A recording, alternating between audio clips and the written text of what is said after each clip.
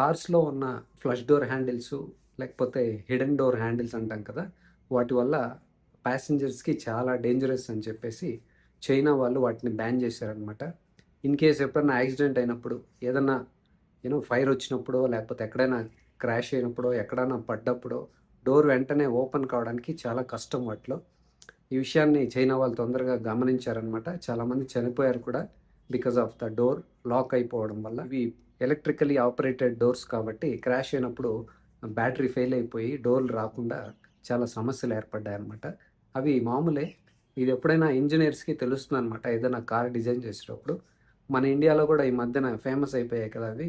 ఏ car చూసినా flush door హ్యాండిల్సే అన్నింటికి అవే అనమాట. ఎప్పుడైనా అది నీళ్ళలో పడ్డప్పుడో, లేకపోతే ఎప్పుడైనా క్రాష్ అయినప్పుడో చెప్పలేం కదా! ఎలక్ట్రిక్ కార్స్ ఉంటాయి. అవి ఎక్కువ ఇమ్మీడియేట్‌గా ఫైర్ వచ్చేసి క్రాష్ అయినప్పుడు ఏమన్నా అయితే, డోర్ వెంటనే ఓపెన్ చేయాలంటే లాక్ అయిపోవడం, ఇలాంటివి చాలా జరిగాయి చైనాలో.